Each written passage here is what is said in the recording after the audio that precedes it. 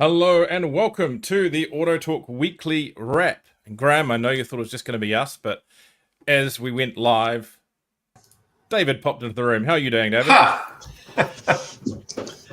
Well, apart from a massive head cold, I'm okay. Oh, keep that stuff over here. Now let's note that it's probably a good thing you're getting it now, because you're about to do a big trip, so your system will be renewed and your immune system boosted and all that kind of stuff, right? Well, that's the hope. It needs to clear up between now and next Friday because you're right. I jump on a plane, head to Auckland, Auckland to San Francisco, San Francisco to Medford, Oregon. And then I get picked up by a friend. The following day, I then spend setting up a motorbike for 8 weeks, riding around quite a bit of the USA. Impressive. Oh, that's awesome. That's Hope going to you be brought your winter woolies, David. It is pretty damn cold up there right now. They're having a bit of a late flurry winter, aren't they? Now, do you guys overlap? Because you're off to America soon as well, aren't you, Graham? Does that overlap? Yes, I'm about a month and a half out from you, David. So we might actually, I tell you what, guys, just a live thought here. We should work out an intersection point on a Thursday in America, David, where we're both going to the same place at the same time, and we can sit in the cafe and live stream to poor old Richard here stuck in the studio. Imagine that. We could be in, I don't know, Kalispell, Montana, or maybe, I don't know, Cheyenne, Wyoming. And here we are, AutoTalk coming to you live from Cheyenne, Wyoming. How about that? Well, if it overlaps, it could be coming from Cheyenne, Wyoming, and somewhere in China at the same time, because I'm off to China twice over a month or so. So, yeah, we will be all over the place. Now, we're going to try and keep these things going. We'll do our best. Maybe we'll shorten them up sometimes just to keep it going rather than cutting it off completely when we're on the move. Yeah, look, it's been a minute since we were here last. Obviously we had a few things to work through. AutoTalk lost its co-founder Vern Whitehead. I think we discussed that briefly on the last podcast. We've had the farewell since then, which was impressive. Great industry turnout for that. Just got to thank out all our industry friends for the support there. You were there, Graham, as well. He certainly had a bit of an impact on Waiheke Island, where of course he was running their fabulous electric island scheme. So anyone in the industry, if you're doing anything with EVs and you want somewhere cool to do it, think Waiheke Island, because they do love them over there. Yeah. And be a nice little nod to Vern. So, yeah. Now, we'll start off with a couple of lighter things today. And I'm going to preface this first clip with, I do not support the message that this is. I apologize for the slightly fruity word used through this video. And Graham, as a long-term Ranger owner, I do not think that you are one of these. And okay, but this is fantastic. This is New Zealand humor. This is circling the internet at the moment. My apologies to Tom and Simon at Ford. Honestly, we're not trying to hassle the Ford brand. I actually think it's impressive that the Ford Ranger has meshed itself so much with New Zealand culture that we can have these loving laughs about a product like this. Oh, God. Wanker? Is that? Dunno. He's a wanker, though. Oh, another wanker? Wanker. Bunch of bloody wankers! It's the local rugby club here. Wanker! New Zealand drivers are wankers. The all-new Ford Wanker. Just look in your mirror to view one today. Oh, if only you knew how true that was. David, I mean, look, David. I'm afraid to get into my Colorado now. Well, that's only sub-wanker level. So. You're an aspiring wanker rather than a wanker. You're on the ladder up. Colorado drive would be an extinct wanker, wouldn't it?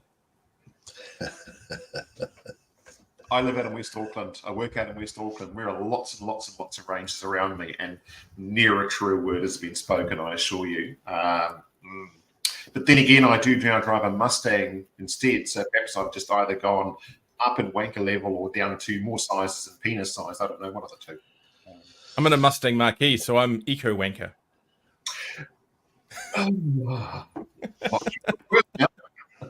All right, we're all tragic, but yes. Can we call this use? I mean, it's a bit like the C word in New Zealand and Australia can be used in affectionate ways. Should we suggest that this is an affectionate way of referring to other drivers of certain conveyances? Spoken like a true marketing genius, Richard. Well, there is something in it. You're quite right. And in a motorcycle terms, we have what we know as the adventure salute, which usually is a salute to annoy other people. Actually, I don't know if you noticed that. I actually hit my spacebar there and it played the end of the clip again. And it used 3 words that I'm wondering if this video might get pulled from YouTube. We'll see how we go on this one. Yeah. Anyway. New Zealand. So that is that. Now, speaking of those wankers to this wanker, if you have not bought your ticket to come and see me lead a group of dealers in a great day of discussion and learning and interesting stuff, please do, because I don't want to go broke. Go to autotalk.co.nz/live. We've got the schedule there. We've got the ability to buy tickets. It is May 7 in Auckland at a fabulous venue. We've discussed this before. It's going to be such a great day. We've got some amazing speakers. We've got Deloitte. We've got I'm interviewing Todd Hunter from Turners and Neeraj Lala from Toyota. Deloitte's ASB Bank's chief economist. The transport minister is going to be saying a few words at the start of a video. Whole pile of other great speakers, and a great chance to get together and have a few beverages with your colleagues and just, learn, develop, enjoy. I'm looking forward to it. Graham will be there. David will be riding a motorbike somewhere cold. And, autotalk.co.nz/live. Now, speaking of an event with lots of dealers in it, last night I went to the brand launch of a motor in New Zealand. Yet another Chinese brand into the country. Now, if you want to see the car they're launching with, it is you can jump on my EVs and Beyond YouTube channel, so YouTube and search EVs and Beyond. I've got a first drive review up there already of that car. That's my other life, I go drive EVs once in a while. But this was an interesting brand launch. This brand has some serious ideas about the New Zealand market for the money they put into last night's effort. I'm just going to show you how they revealed these cars. And I have been going to car launches on and off for 23, 24 years. I've never seen anything in New Zealand. Overseas I have, but in New Zealand like this. All right, let's see.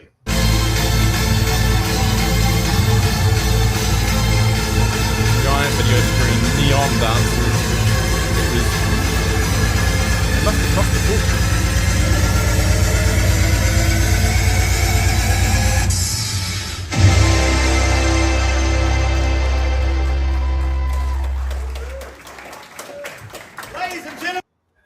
So yeah, a bit random. They had the guy from the Spark ads and like Morning Women's Television hosting the whole thing. I think someone should have told them that the audience should have had clap louder cards at the end of it. I was sort of waiting for the applause, like American style applause, going, yeah! And it was like... Interesting price points for the vehicles. They're starting off with one model, which I think overseas is technically just the Emoda. It's a Cherry Emoda, but here they're going with Emoda as a brand for reasons that I think we've discussed on this podcast before. But $29,990 for the entry-level SUV, which is cheap, and it's particularly cheap. And I think Sheldon Humphreys, the brand manager, the country manager for Emoda New Zealand, he's ex-Suzuki New Zealand, he has got the price for that car, I think, $4,000 cheaper, even before anything else, than Australia. So in Australia, that's a $33,990 car, and they're doing it for $29,990 here. And I said, well, how did that happen? He said, I spent a lot of time negotiating. So they are chasing this market. It's a lot of car for the money. It's probably, I think, closest, if you want to compare it to something, to a Nissan Qashqai, and similar kind of specs, similar kind of performance, and all that set up in a Nissan Qashqai. You're looking well into the $40,000 range, probably mid 40s, if not higher. Their electric vehicle, 61 kilowatt hour battery, 47,990. So the price of EVs is coming down fast. Whether or mean anyone will actually buy any this year is another matter, but the price of EVs is coming down fast. Yeah. And from all you've seen, Richard, and talked about, it actually looks like quite a smart vehicle too. Yeah. With good dealer backing behind it as well. They which is probably have important too. Yeah, they have gone out big with it. They've got a big dealer network, and they've got some really big names behind that dealer network.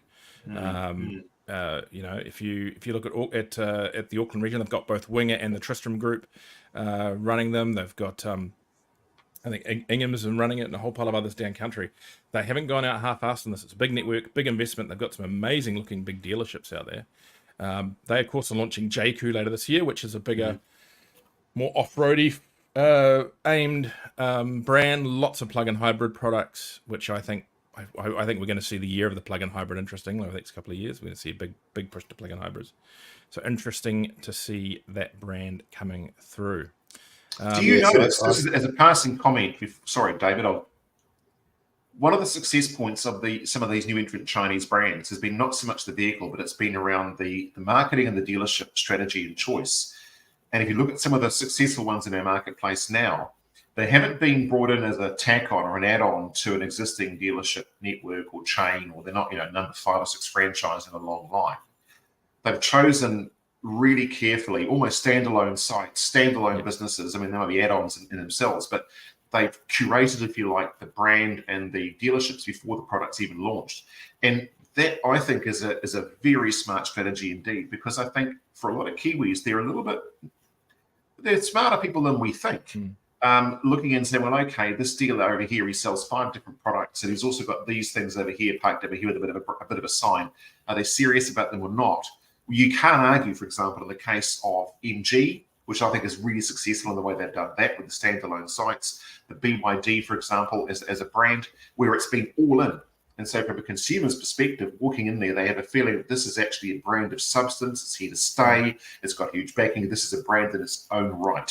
And it looks like a motor have gone down that same pathway. And they'll probably be successful in their marketing as a result. MG's been an interesting one because they did actually start off on the other way.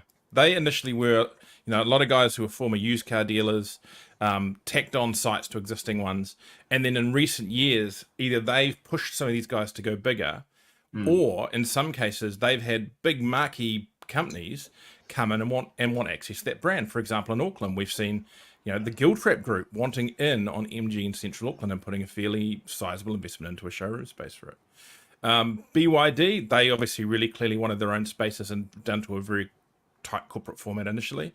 But again, some of the footprint that they're getting now, because these dealer groups are going, and some of them are ones that have generally had, smaller niche European brands, that kind of thing, that do 20, 30, whatever cars a month for them at a reasonable profit margin. And suddenly they're pushing volume. And so they're putting in big dealerships. BYD, for example, they have a marquee dealership on the North Shore now, an amazing dealership. They've just opened a big dealership in Nelson. They've got they're taking over a big chunk of the old Schofield site in Newmarket with a giant BYD sign. If anyone wants to drive down there and have a look, it's really impressive what they've done.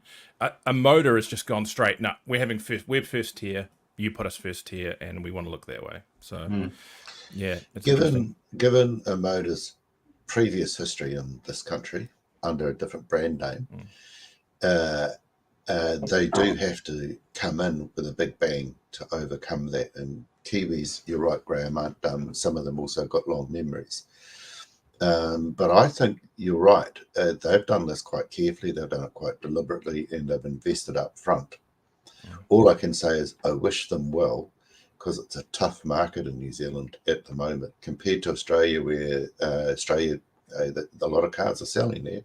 Here, it's all headwinds in the new vehicle market at the moment. Lots of changes that have come in, as we all know, around EVs not getting the incentives that they had before. So there's a real settling down period. So if you're going to come in and launch a new vehicle, then I think they've done it right. You come in with a big bang, you set up the dealerships, you get the business structures in place, you try and instill into the marketplace an air of confidence that this is a serious brand with serious vehicles with serious backup. I wish them well. Yeah, yeah, yeah.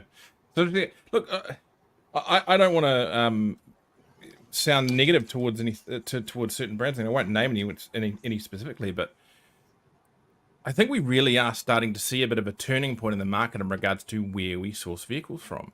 And, we've seen in the last year or two, particularly around clean car and the tracking that some markets are going in regards to the technology around emissions and that kind of thing, that potentially over the next 10 years, we could see a real shift of some of those traditional brands either moving out of the market or changing their role in the market, and us seeing a lot of these Chinese brands become the volume fleet players, the volume providers.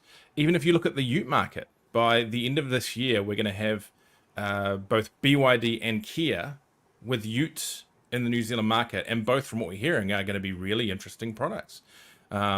Interesting from the perspective, I think, in both cases, that they're clean sheet designs. With a lot of the utes we already have in the market are very hooked to perform, to prior history and how they're formatted. So, could we see a shift where Kia becomes the new Toyota, or BYD becomes the new Ford, or so forth? I don't think we're going to see those brands necessarily shift out or even really change their market share necessarily.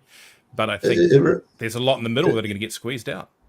It reminds me of the 1970s and early 80s when Japan came in and was considered to be the very poor second cousin to the main brands. And look where the Japanese brands came to. And I think we're starting to see a similar shift here, because China is a big country. It's serious. It wants to be a really big economic player, and they are backing their companies. Mm-hmm. So you're right, Richard. I think by 2030, the landscape and the mix of models, makes, and manufacturing will be significantly different from what it is now. And I think if you are a dealer group at the moment, and look, most new car dealers are dealer groups these days, if you haven't got a Chinese brand somewhere in your catalog, you're probably pretty seriously looking at having one right now. Yeah. So here's a question for you just quickly, Richard, because I know we want to sort of truck on this morning, but in the case of a motor, for at least this year anyway, do you think this is going to create market or poach market? Yeah, that's an interesting one. Depends on which vehicles we're talking about. I see that a Motor 5 probably being the end of the line for the MG ZSEV.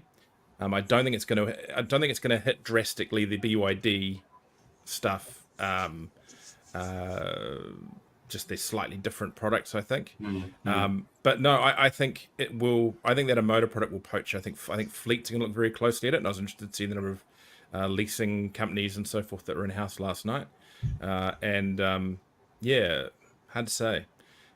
That entry-level petrol SUV could draw some used car buyers into the new market again, as we've seen before with some of the Chinese brands.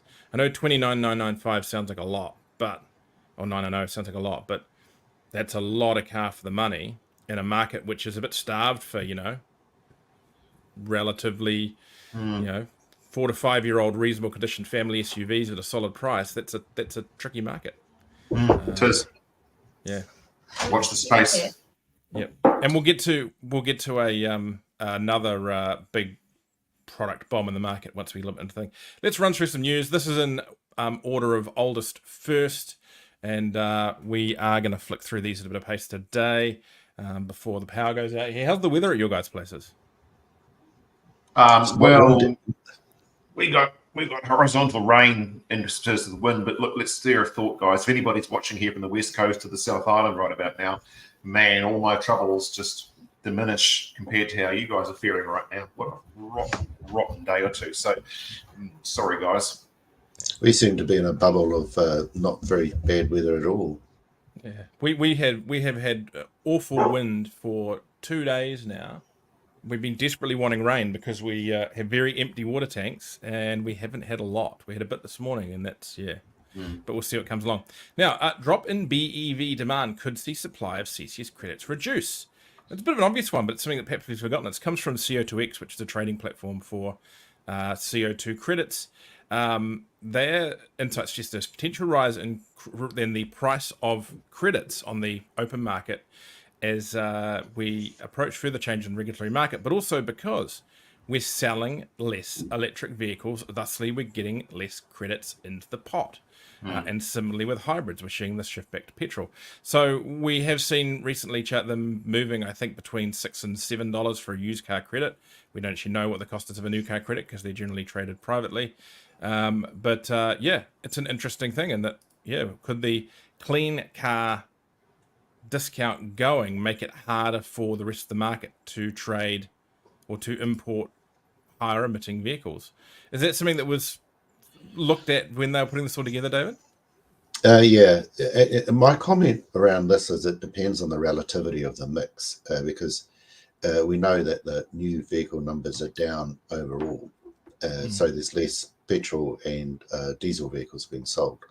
But it's a relative mix of low emission vehicles to high emission vehicles. If that changes, then the ability of the CO2 stockpile to build is affected. And obviously adversely if the mix goes to more high emitting vehicles. It is very much a feature of how the market works. And I think the policy people are a little bit worried about this at the moment in the ministry.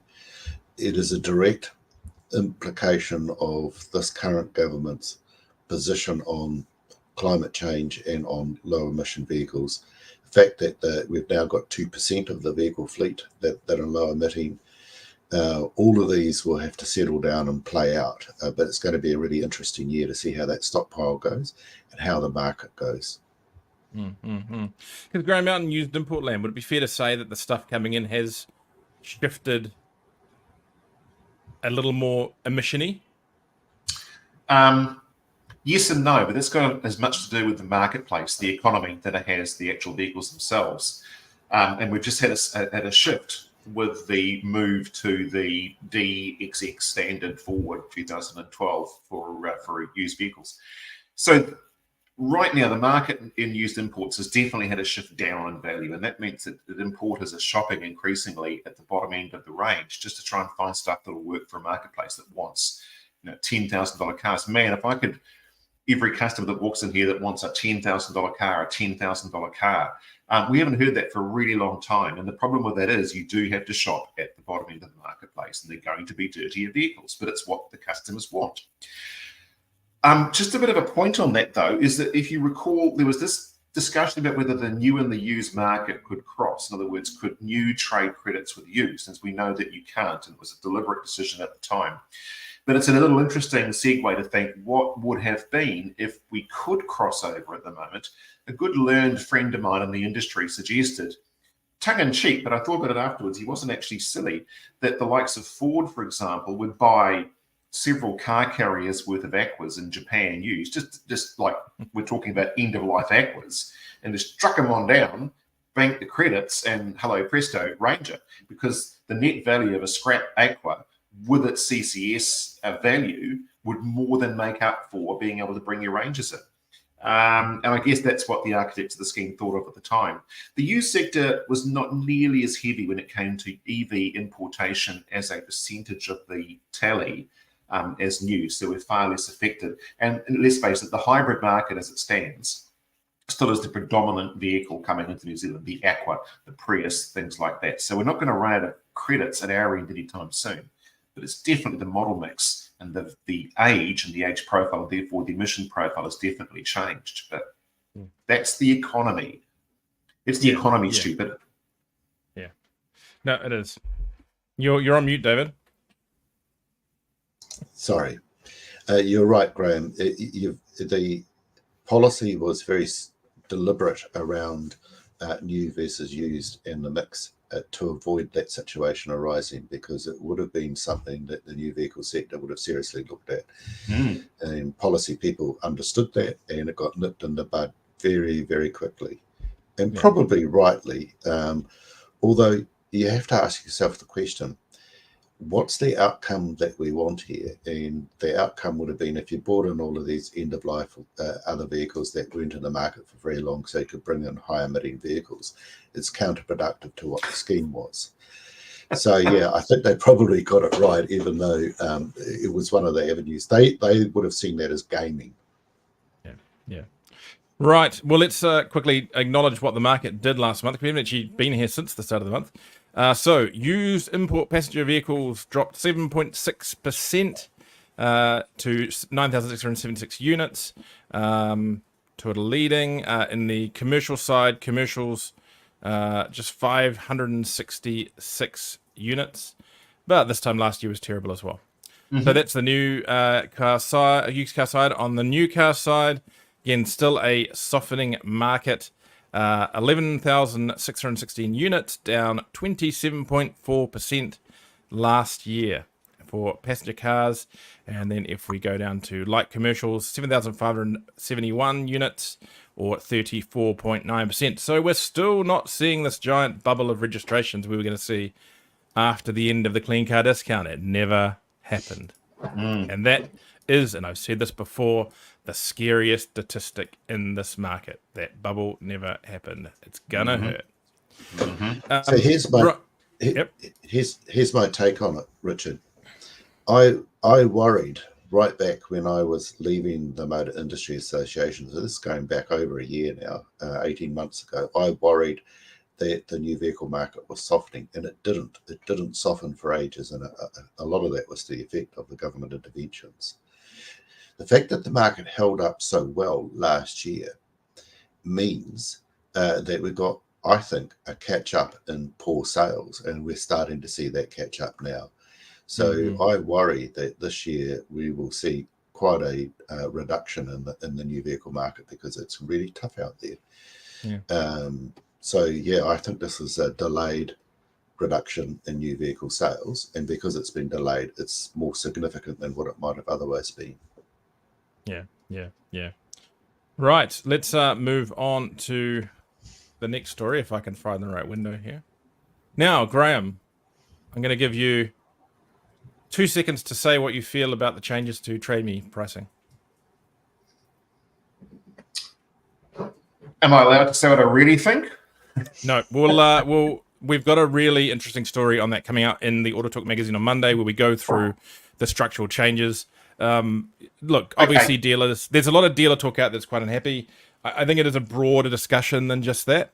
I'll tell you what I really think, Richard. I'll give you the honest version. I think that irrespective of the motivation behind it, I think it has been poorly communicated and spectacularly bad timing for an industry that is right now bleeding itself out on the floor with price rises across every aspect. I'm talking about the used industry now here. I can't speak for you new guys, and I know it's not easy for you either, but I can tell you in used right now, with cost rises at every single turn, it ain't pretty. And so the timing of this and the way it was, I think the way it was sold to the industry, if I could use that phrase, it was just marketing 101, big F fail.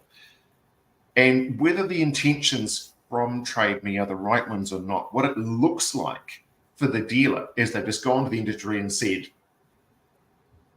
bring out your checkbooks, boys, you're going to pay.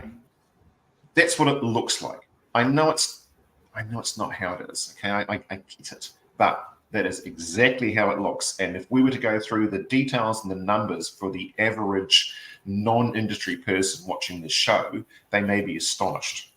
But that's how it looks. And optics, as we know, people, is everything. Well, they say when it comes to that kind of stuff, competition's good, and apparently there's more competition on the way. We've got Auto Trader, they've got their investment from Optimus now, and they are starting to make some big noise. And then we have this little piece of news that Only Cars is coming to New Zealand. Cheeky wee name there. Of course, they're an operator out of Australia, owned by the same company that owns Kiwi Car Loans in New Zealand.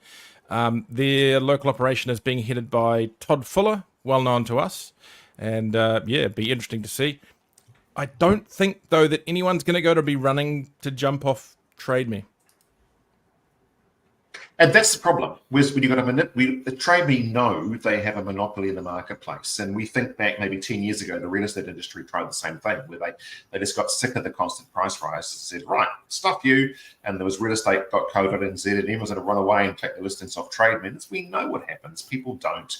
50% of the market might actually make the move to that, but the other 50% think, well, maybe if we just sort of quietly stuck around and kept ourselves low and listed anyway, we'd take advantage of our competitors not being there. Or what really happens when it comes to the buyers, they dictate our marketplace. And if the buyers are watching Trade Me and they're not watching other platforms, then all the best of intentions in the world mean nothing, because you've got to go where the eyeballs are. And I suspect somewhere in Trade Me Towers, they know that full well. And all the nice words in the world don't change what they know, and we know that they know. I wonder a little bit too. It looks a bit like Trade Me's finding it hard in the marketplace as well, like everyone else. And so their response was to put the prices up to generate more revenue. I think there's a little bit of that in this. I don't think it's necessarily because they're finding it hard in the market. Look, the reality is that Trade Me's been in an interesting position for a few years now with their ownership position. So Apex partners that own Trade Me, they may argue otherwise, but a lot of the discussion in the business markets was that their intention was to not necessarily be there for a long time. And it's been a tricky time to, as they wanted to do, grow, improve the business and move on.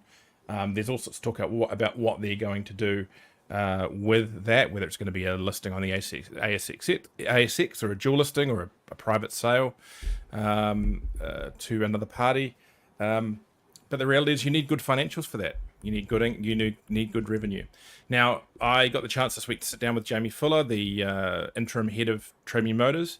We went through the changes. I think there is a lot more detail in this than what I think a lot of dealers are realizing. They are seeing the headline rise, and that's all they really want to see. It is a broader item than that. And as I said, I encourage people to wait for the AutoTalk magazine coming out on Monday and read through what they have to say, and then relook at it. I think we need to be fairer to Trade Me than just that. Yeah, it's an interesting one, but interesting to see we've got more options coming through after a long time asking for them. Right, let's keep moving on. Peck calls time at Suzuki New Zealand. So Suzuki New Zealand Chief Executive Tom Peck describes himself as a Suzuki fan above all else, as spending nearly 50 years of his life with one brand is not just a job. He's retiring on 4 days ago. He will leave big boots to fill and take a wealth of knowledge, spending more than 38 years of continuous service at Suzuki New Zealand. His career started as a fresh-faced motorcycle apprentice to the Coleman's Group, who at the time operated several stores and several centres, including Hamilton, where Peck fell in love with motorcycling. Is Tom a bit of a mate of yours, David? You must have spent a bit of time working with him over the years. Tom is. He is what I call a true gentleman in the business, a very good business head on him, a good thinker. And in my time before Amy took over from me, he was one of the people I would rely on to get a particular perspective around regulatory impacts on new vehicle distributors, particularly at the smaller end of the market, smaller cars. Tom would never hesitate to spend a bit of time, take a little bit of time out of his busy day to put together some very coherent thoughts, send them to me in an email, and we'd have some discussions. So yeah, he will be sadly missed. He was highly regarded, and I considered him one of the few people in the industry that I always would take the time to listen to when he said something, because when he spoke, it was worth listening to. Right, Collins succeeds Walmsley at Mercedes-Benz Auckland. After 11 years, Trevor Walmsley is stepping down as the dealer principal of Ingham Group's Mercedes-Benz Auckland dealership, effective April 10, 2024, 2 days ago. So we're covering about 3 weeks here, so some of this stuff is going to be a bit, he's passing the torch to Michael Collins, the dealership's current general manager. He lives a legacy defined by many distinctions, including the 2023 Mercedes-Benz Retailer of the Year Award and admittance into the exclusive Mercedes-Benz Circle of Excellence. A big dealer, big prominent dealership group there. Good to see some, sad to see some experience going, but some new talent coming through there in the form of Michael Collins. Michael has been at the dealership for 20 years, initially joining the company as a sales cadet. So that's a really impressive path from sales cadet to running the whole kit and caboodle. Now, Kia reveals EV5 pricing as national tour commences. So this is the new Kia coming. It's the first Kia built for international markets in China, all electric. Now, I have a video going up later today, again on EVs and Beyond. Videos everywhere today.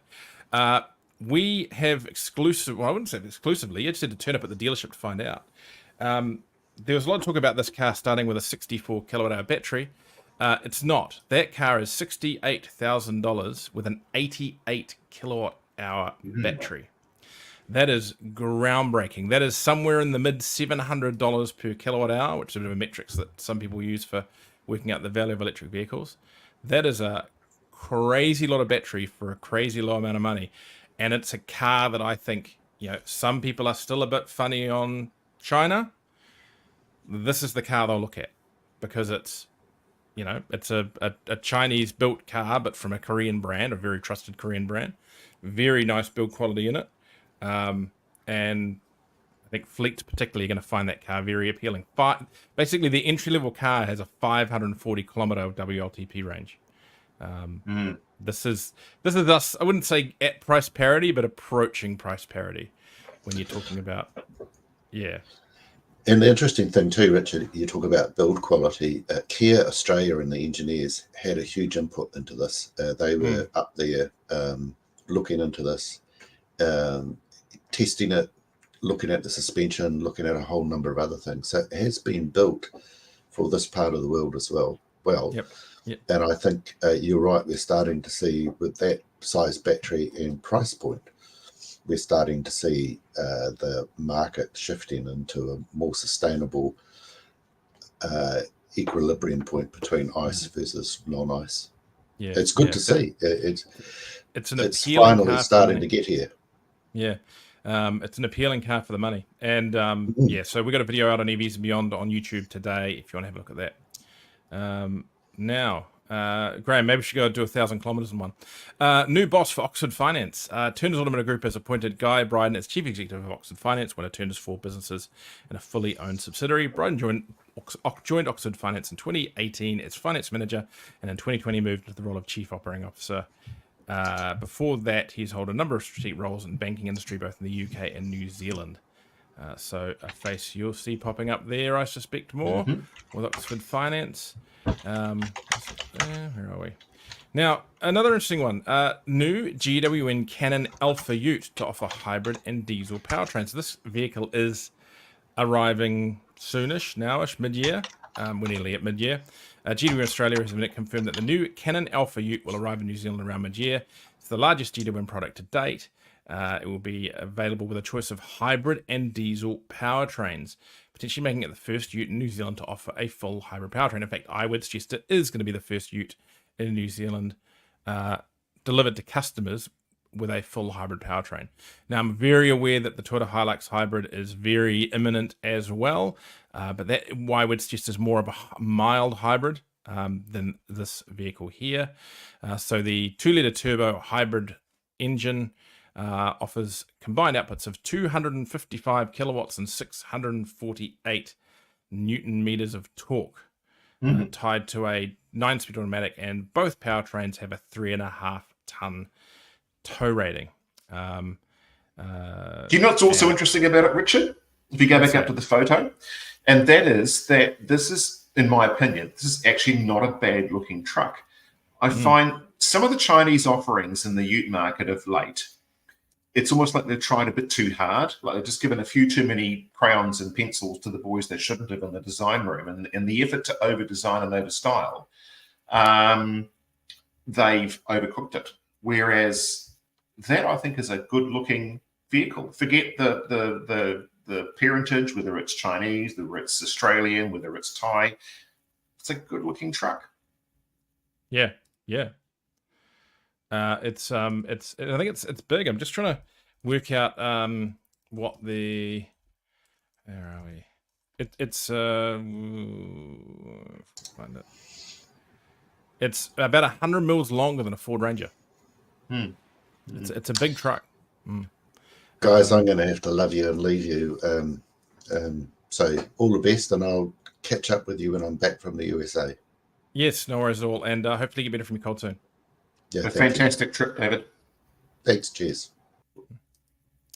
Yeah, so a big truck there. So an interesting one to see that arrive in the market, and yeah, they've beaten the big guns to that. And again, fleets will be going, well, maybe we should be looking over there.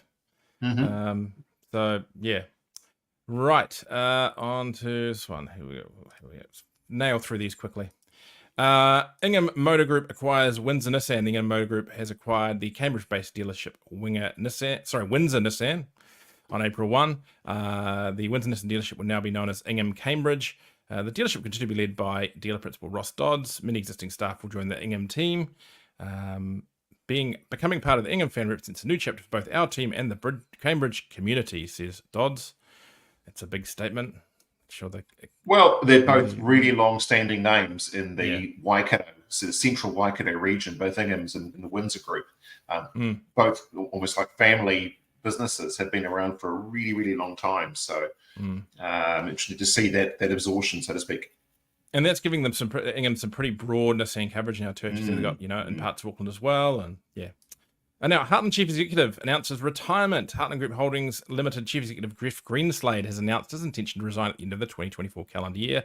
Greenslade has been with Heartland for 15 years, joining as Chief Executive of its predecessor, Merrick Finance, in 2009.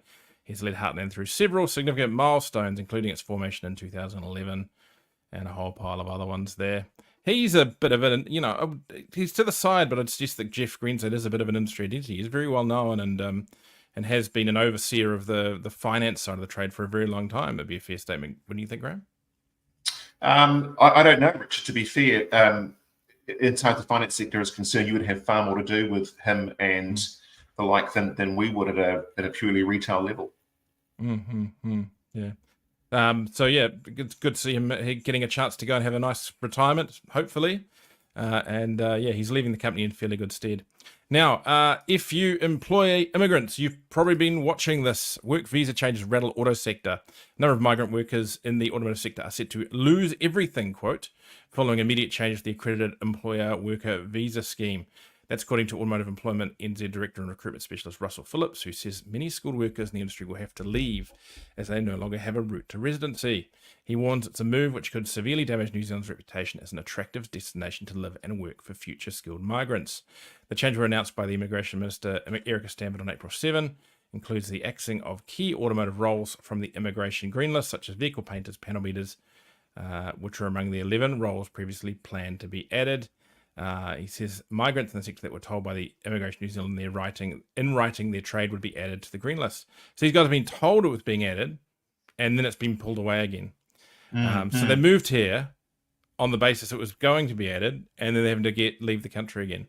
They moved here often selling homes, cars, leaving families, and the cost of moving means they move here often having spent spent their life savings. Particularly, I think if you're talking about immigrating from South Africa, that's a really difficult thing to immigrate from South Africa, and where a lot of these technicians and stuff are coming from. And going back's not easy. I have one who's become so connected with his worker, he is their child's godfather. There are many examples of the hardships this policy will cause, and it's unprecedented that retrospective legislation has passed this way because of the known impacts. I think, aside from the human story, and that is a human story, the industry is already short of people. We don't have enough inspectors. We don't have enough, certainly the compliance. We'll talk to anybody in the KVSP range and ask them how the employment sector is going. Right down warrant, fitness inspectors, panel beaters, painters, mechanics. No one's got any staff. Can't get staff.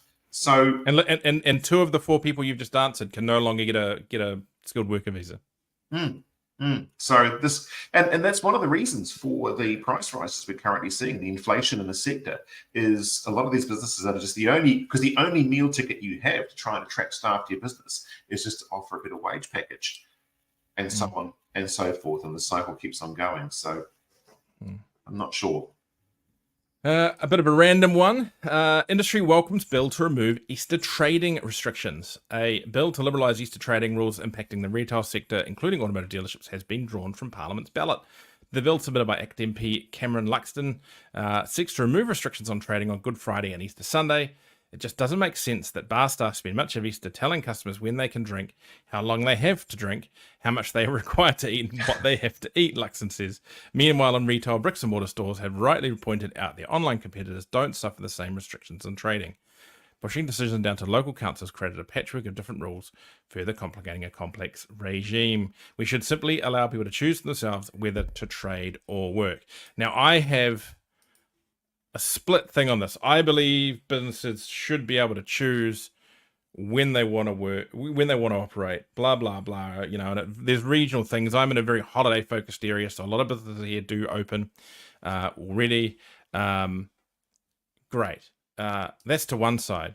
To the other side, for the love of God, people, what is it? 3 days a year or 4 days a year? 3.5 days. 3.5 days a year that we are mandated that most people get a frickin' day off. That's all it is. And it's Grow worse up than here that. and get over it. Grow up here and get over it. It's worse than that, Richard. It's not just that, well, people could choose to come to work. Like every sector, they don't choose to come to They don't work. choose. There's undue pressure brought on by the team that we're open, so therefore you're here, you're rostered on. Sure, they're going to get paid more, but I would echo your sentiment. For the love of God, 3.5 days of the year where you just have to go home and spend time with family. You have to go and do something else. And more to the point, you can't be pressured to come into work. It's not always all about the paycheck. And I think things like, so I've got a particular hot head about Anzac Day. I'm an Anzac Day flag wearer. I just think it's a freaking insult to trade on Anzac morning. And I know, for example, our local Anzac cenotaph that I attend, usually in the morning, used to go to the dawn service, now go to the morning service. I know full well there'll be businesses right opposite in the motor vehicle sector that'll have their gates wide open and trading and don't give a damn. And to me, that's just a lack of respect. Yeah, you're right, Richard. Grow some balls. I don't support this. Yeah. I'm all for choice, but we're just talking about opportunistic stuff. They're going to buy the car the day before or the day after. They sure And are. same with our local supermarket, even in a holiday area like this. It's the supermarket opened on a day when it shouldn't. It has happened down in Wanaka as well. And Wanaka's a different thing because they've got a massive giant event on there, I guess. But people are going to do their shopping the day before. They're going to do their shopping the day after. Sure, you might miss out on a few extra sandwiches. And I know I'm being glib here, and it's probably $100,000 worth of sandwiches. But, you know. Do you know what I hate the most, Richard? And then you'll get some stupid media influence commentator saying, well, in America, we never have that. We came to New Zealand and they were closed. You know, this is the backwards. Well, piss off back then. You also have school shootings, so let's just, Keep it seemly, Richard. Right. And last story of the day, and go either way on this one. National won't support EV FBT exemption bill. Climate Change Minister Simon Watts has ruled out supporting Green MP Julian Jenner's bill exempting EVs from infringement of tax for 5 years. Jenner's income tax Clean Transport FBT Exclusions Amendment Bill, drawn from the parliamentary ballot, won't be supported by National as the Green Party failed to provide costings, says Watts. It adds that Watts says officials have been asked to do some work on FBT that may include EV settings. In other words, what he's saying is, we actually kind of like this, but we want to do it later when it looks like our idea, not now when it's Julianne Genter's idea. Good way of putting it. Yeah. Unfortunately, the new government is still at a point where ideology is over and how it looks is overriding good governance. They'll get there. Every government's like this for the first 6 months. They'll get there, but that's the point that we're still at. Am I wrong, Graham? I've been in politics for a long time, Richard, and you're probably not wrong. No. However, I will point this out and say, my perspective is, and I'm directing this at you now, Mr. Edwards, is the EV world also grow up here at 2%. Let's now see the market equalize and find its own feet without further market intervention. Because I think every intervention that we have just makes that little sugar pill that we take that much harder to come off at the other end. And we're seeing that right now. And I know you disagree. I kind of feel like certain people in the light commercial sector may have been leveraging a backdoor way of getting the same benefit for a very long time that they shouldn't have, and have ignored multiple warnings from the IRD not to do so. Yeah. And I also here he goes again. and I also note that the government basically is pretty darn happy to go and bank the savings of all those EVs running around in regards to their CO2 account, and then go and wave it around when they've got to go and do their negotiations and their save face in front of other governments. So just saying, Just saying that 2% is doing some pretty heavy lifting for what some other people are doing. Not doing that one little bit, Richard. And we're paying ruck now, or at least we will be from May 31, because who puts a 2-month grace period in on something that costs money? Yeah. Nobody read the room on that one, did they? I will not be buying a Richard? kilometre of ruck until online on May 31st at 11:59 p.m. It's yeah. Happy to pay ruck, but I'm not going to pay it if I don't have to. Somebody in the policy team. Yeah, I know. Right. Just give it 6 months. You're right. Yeah. Anyway, that's it for today. My apologies again to Simon and Tom from Ford New Zealand. We honestly don't think that, but that is a hilarious video. Yeah, if you've got some time now, you're still bored after watching this, and you're not sick of my face, go to YouTube, search EVs and Beyond, and go watch my Moda E5 video. That's pretty cool, and there'll be a photo video up about the Kia EV5 there later today. And we should go and do another video road trip, Graham. I think another video. Now, there's an idea, I think. Yes. Right. Maybe not in a Ranger though. Maybe a PHEV one. It might get called wankers all the way down the island. So let's not do that. Okay. Hey, look, just don't drive like one. I don't think the car makes you a wanker. It's the driving that makes you a wanker. Anyway, we'll catch everyone next week, maybe on the AutoTalk Weekly. Yeah, whatever.